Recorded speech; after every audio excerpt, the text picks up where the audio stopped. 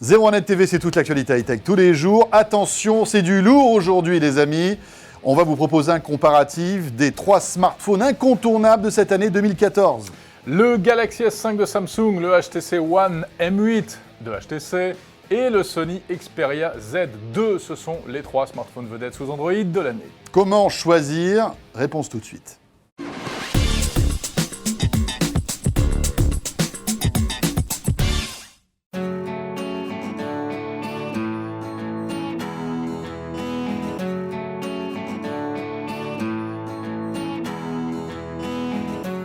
Et pour les geeks, on rappelle que ces 3 smartphones tournent sous le même processeur, le Snapdragon 801, qui est ce qui se fait de mieux en la matière. Voilà, ils ont entre autres comme point commun à peu près la même taille d'écran. On est aux alentours des 5 pouces, même si le Galaxy S5 est un petit peu plus grand, mais d'un chouïa.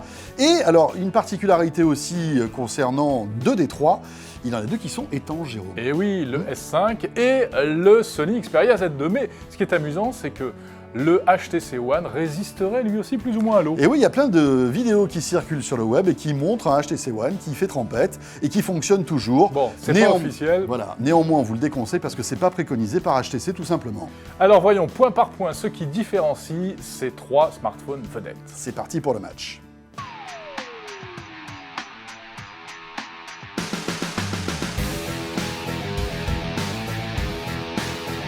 Un beau smartphone, c'est important.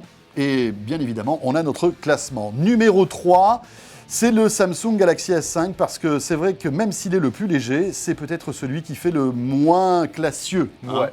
Les matériaux pas extraordinaires, hein, c'est du plastique, il faut le dire. Et puis on n'a pas trop aimé cette petite protubérance due à la lentille de l'appareil photo. Oui, qui dépasse un petit peu à l'arrière. Le numéro 2, eh bien, c'est le Sony Xperia Z2 qui bénéficie du savoir-faire en matière de design de la part de chez Sony. Magnifique, très beau, mais petit point faible, à la prise en main, eh bien, il attrape les traces de doigts d'une manière vraiment déprimante. Et puis en plus, il est lourd, 163 grammes. C'est vrai. Et puis le numéro 1, pour nous, le plus beau, c'est le HTC One M8, qui a à la fois un design racé, tout en aluminium.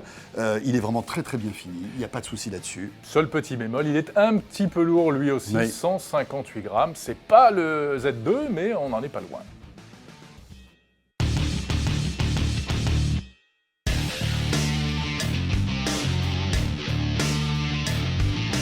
Et quand on s'offre un smartphone haut de gamme, on recherche aussi de la puissance, Jérôme. Il faut que quand on appuie sur l'accélérateur, il y en ait sous le capot.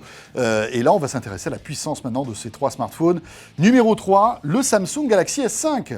Numéro 2, le Sony Xperia Z2. Et le numéro 1, encore une fois, il s'agit du HTC One M8 qui non seulement, et Bruno Cormier va rentrer dans les détails dans un instant, est très puissant, mais en plus se démarque de par sa qualité sonore, Jérôme. Il a des haut-parleurs excellents et puis surtout une très bonne prise de son. Alors vous allez vous dire peut-être pourquoi est-ce que le Samsung Galaxy S5, qui est pourtant le plus spéqué sur le papier, n'arrive pas en tête de ce classement. Explication de Bruno Cormier. Alors pourquoi le S5 se retrouve en pratique moins puissant que le HTC M8 et que le Xperia Z2, c'est parce qu'il a du mal à dissiper la chaleur émise par son processeur, justement. Et ça, c'est moins une histoire de processeur qu'une histoire de boîtier. C'est le boîtier en plastique du S5, comme on l'a montré ici avec des images infrarouges, des images thermiques. Le boîtier du S5 a du mal à dissiper cette chaleur, à la transférer à l'extérieur du smartphone, ce qui fait que le processeur va trop chauffer et quand il chauffe trop, il va devoir baisser sa vitesse d'exécution pour pouvoir maintenir une température correcte. Et donc du fait qu'il baisse cette vitesse d'exécution, au bout de 20 minutes, il se retrouve significativement moins puissant qu'un HTC M8 ou qu'un Xperia Z2, mais c'est uniquement pour les cas de charge extrême, par exemple pour les jeux vidéo en 3D. Ah, la batterie, c'est un des trucs les plus importants quand on choisit un smartphone. Alors il faut s'y arrêter, vraiment, c'est important. Bon, ces 3 vedettes-là sont malgré tout dans un mouchoir de poche. Numéro 3, Sony Xperia Z2. Et oui, parmi ces 3 téléphones, c'est lui qui a la moins bonne autonomie. Deuxième position, le HTC One M8. Et le numéro 1, il s'agit du Samsung Galaxy S5. Notez que tous ces smartphones ont une autonomie qui varie entre 24 et 30 heures en appel, Jérôme, voilà, c'est ça, et entre 10 heures et 17 heures en surf 4G.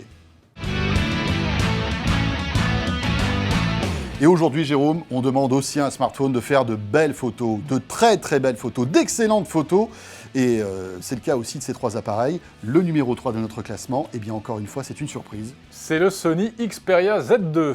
Il a un problème de netteté qu'on a constaté. Souvent, les images sont nettes au centre et assez floues sur l'extérieur. Alors, on a essayé avec un peu tous les modes de focus et on n'a pas réussi à trouver une solution vraiment satisfaisante de ce côté-là. En deuxième position, François. Le HTC One M8 qui surprend tout le monde avec son double capteur à l'arrière. C'est un capteur de bonne qualité. Le seul problème, c'est qu'il manque de définition. On aurait aimé avoir la même chose en 8 mégapixels, par exemple. Là, ça aurait été vraiment parfait.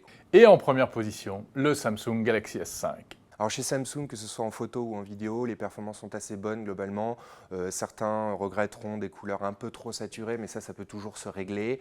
Le mode HDR instantané est quand même très pratique, sauf qu'en photo, il va imposer une immobilité totale, non seulement du photographe, mais aussi du sujet. En vidéo, le Galaxy S5 offre des images de très bonne qualité, surtout avec un mode HDR très efficace qui permet à l'utilisateur de ne plus se soucier de l'exposition de l'image lorsqu'il va filmer une scène.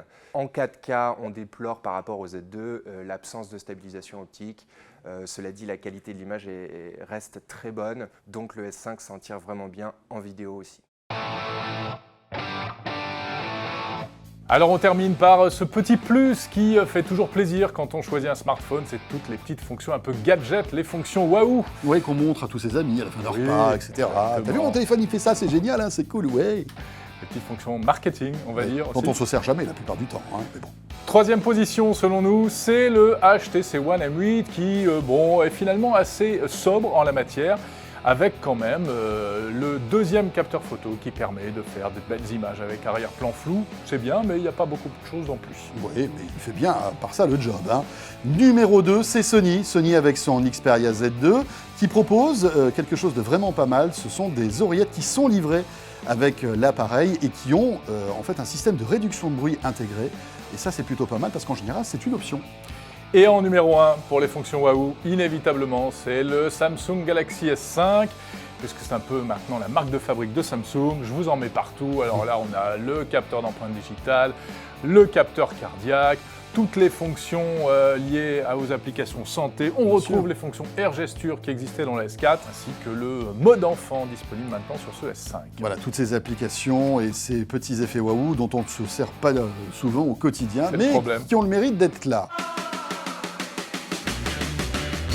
Difficile de faire un choix parce que ces trois smartphones, finalement, se tiennent dans un mouchoir de poche. Hein. Après, voilà, tout dépend du design, etc.